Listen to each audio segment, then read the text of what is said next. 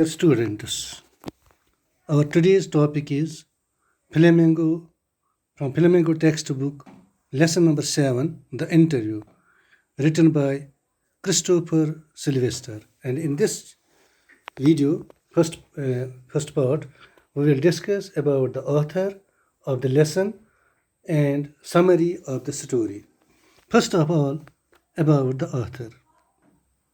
Christopher Sylvester, born in 1959, was educated at Lancing College, Sussex, and Peterhouse, Cambridge, where he read history. From 1983 to 1994, he worked for Private Eye, initially writing the New Boys column. He has written for several newspapers and magazines. He is also the editor of the Penguin Book of the Interviews, an anthology from 1859 to the present day, and the author of the Pimlico Companion to Parliament. He currently writes obituaries for the Times of London and book reviews. He is writing a 3-volume social history of Hollywood for Pantheon Books.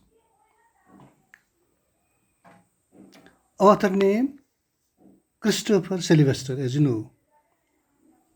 Born 1959 in London.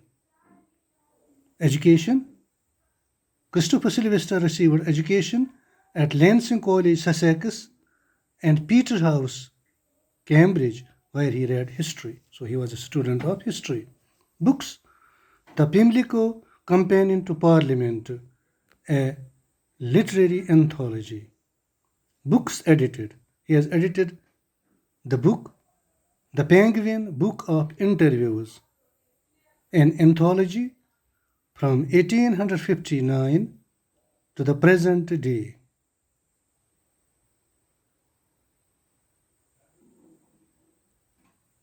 Next, I will show you the pic or the photograph of the writer Christopher Sylvester, who has written our lesson, The Interview.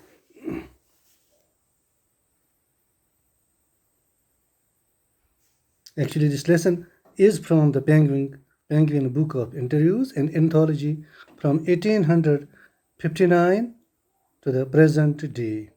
Now, this is Christopher Sylvester, the author of our lesson, The Interview.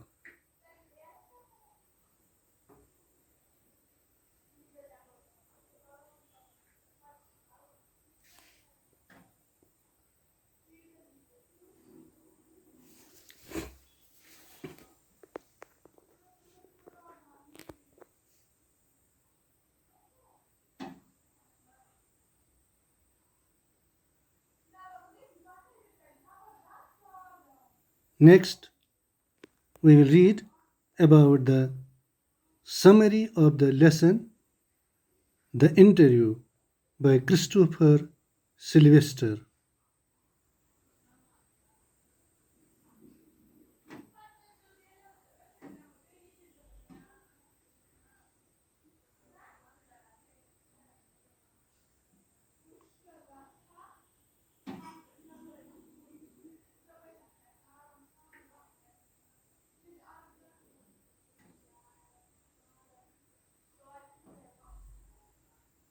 Before we proceed, please subscribe to my YouTube channel.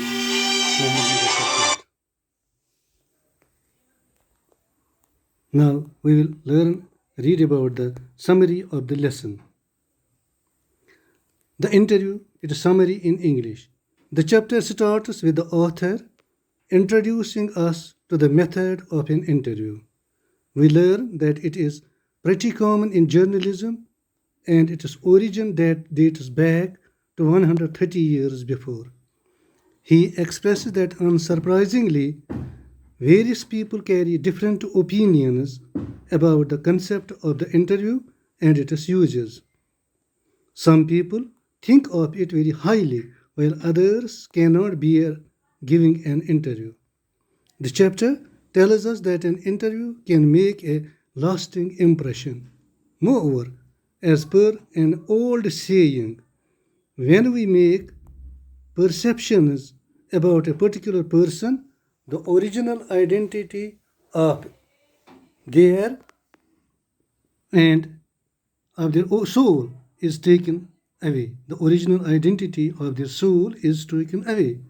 We learn how the most popular celebrities have criticized interviewers. So the interviews have been criticized by most of the popular celebrities of the world.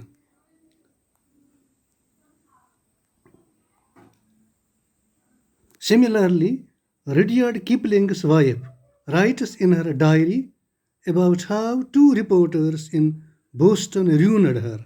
So she tells that she was ruined by two reporters in Boston.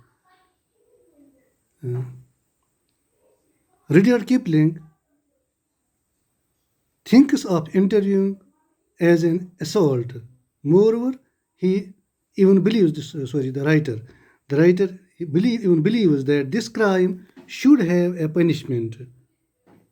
Further, Kipling is of the thinking that no respectable person asks for or gives an interview. Moreover, this chapter also contains an excerpt from an interview between Mukund, belonging to the Hindu newspaper, and Umberto Eco. Eco is a professor at the University of Bologna in Italy. He has a daunting status as a scholar for his philosophies on semiotics, the study of science, literary interpretation, and medieval aesthetics before taking up writing fiction. In the interview, we see it centers on his successful novel, The Name of the Rose. His novel sold more than 10 million copies. Mukund begins by asking him how he manages to do such different things. Umberto replies, saying he is doing the same thing.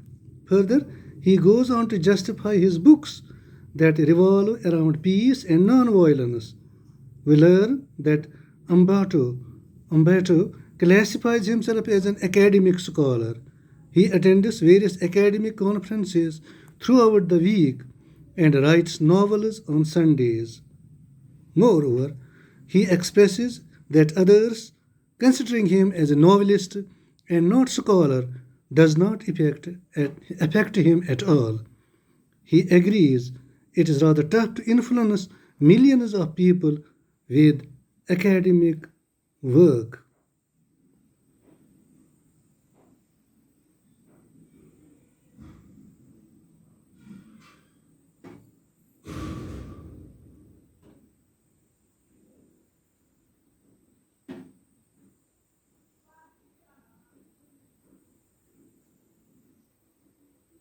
Moreover, we also learn how he believes that our lives have empty spaces like the ones in atoms. He refers to them as interstices, and admits that he does not most of his productive work in the course of that time. Speaking about his novel, he remarks that it is not an easy read.